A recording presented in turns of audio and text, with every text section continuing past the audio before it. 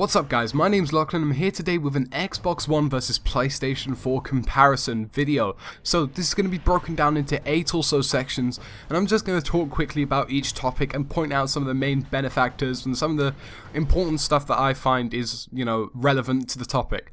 Now, just before we get underway, I'd like to say a few things just to avoid any kind of like World War III comments section.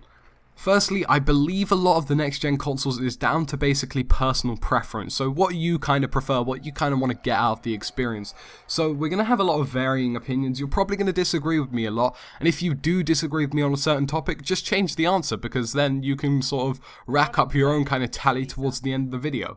Secondly, bear in mind that this video is being made today, so the 31st of August, and a lot can change from now, even in the last couple of days leading up to console release, or even literally 5 minutes after this video is made. So, bear those things in mind as you're watching this, and obviously that could be a decider or a tipping point of this kind of like console war that's going on.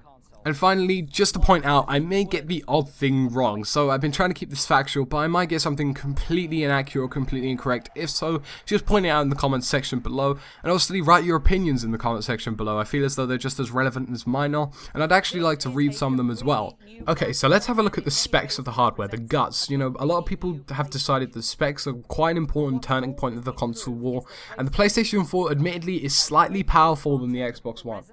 Now let's jump into this immediately and have a look at both of the new console specs. Now the specs are quite a turning point for some people. A lot of people feel as though they're really important, so do I. So let's go through each of them one by one. Now both consoles have opted to use a Blu-ray/DVD optical drive, so they break even on that point. The reason they're both using Blu-ray is because Blu-ray has a much higher disc capacity, so therefore we won't have to use 2 discs ever again. So for example, if you play Battlefield 3 on Xbox 360 like me, you'll know that we have to use 2 discs to switch between single player and multiplayer, so that's a real pain in the ass. Now the CPU for both the Xbox One and the PS4 are both 8-core CPUs, and they're both manufactured by AMD.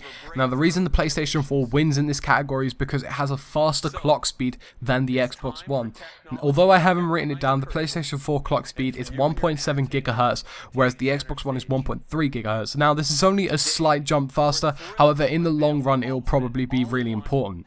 Moving along to the RAM now, we see a significant leap in the console war of things, especially when it comes to specs. Now, although both of the consoles have opted to use 8GB of RAM, the change comes when we talk about the types of RAM they're using.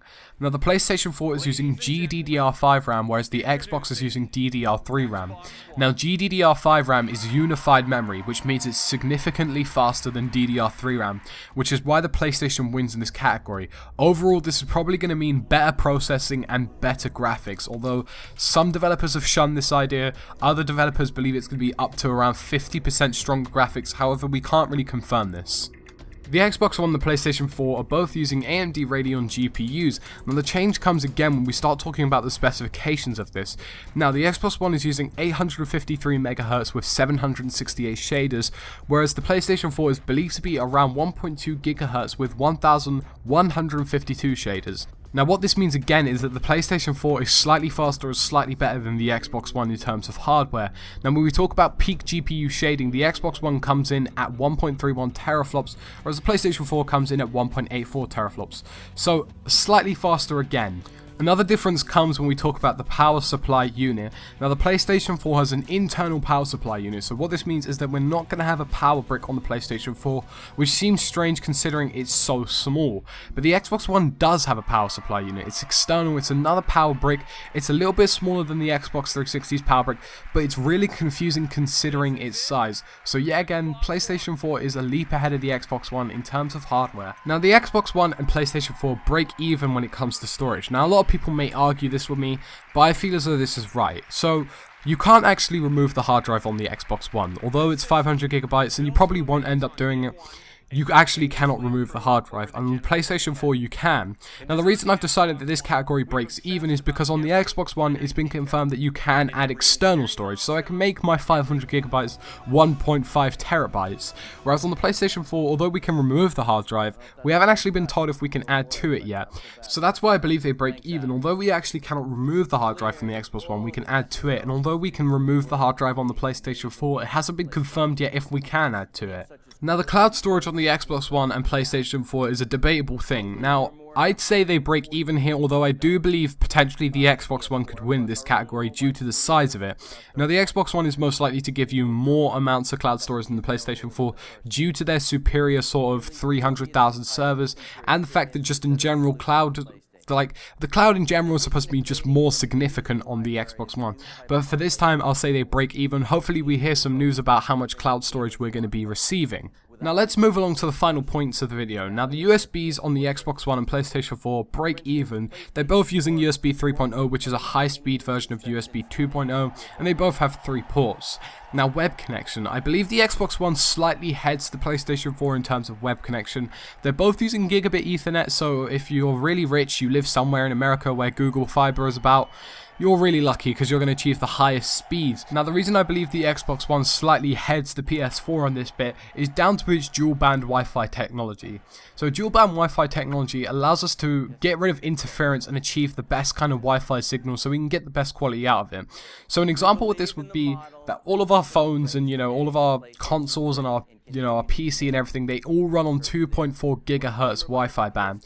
So by switching to 5 gigahertz, you ignore a lot of the interference and you get the best signal about. So that's why I believe the Xbox One's a little bit ahead there. Now when we start talking about connection, the Xbox One doesn't have Bluetooth, but the PlayStation does, but the Xbox has Wi-Fi Direct and the PlayStation doesn't. Now they basically just break even in both of these parts because these are both equally good terms of connecting maybe controllers and headsets to your console. So Wi-Fi Direct is a way of connecting the controller to the console, and Bluetooth is also a way of doing that. Now it's believed that Wi-Fi Direct is slightly faster and a bit more responsive than Bluetooth, but you probably won't notice it. In fact, we don't really notice any lag time on any of our consoles now as it is. So that, yet again, equal terms of connecting to your console. And finally, we have to talk about game DVR. Now, game DVR is basically just recording and sharing your content, of which both the Xbox One and PlayStation has. So they break even in this category. Apparently, the Xbox One has slightly less recording time than the PlayStation 4. However, in all honesty, I don't see many people using this feature. Therefore, they break just about even in this category. So that's it for the first part of this Xbox One versus PlayStation 4 video. Now in this category of hardware, the PlayStation 4 wins. Now in some cases it's quite significant, in some cases it's only by a little bit, and in some cases they just break even, but overall the PlayStation 4 is a little bit of a leap ahead in comparison to the Xbox One. Now guys, like, comment, subscribe as usual. I like to hear your opinions, and we will move on to part 2 where I'll be talking about the user interface of the Xbox One and PlayStation 4.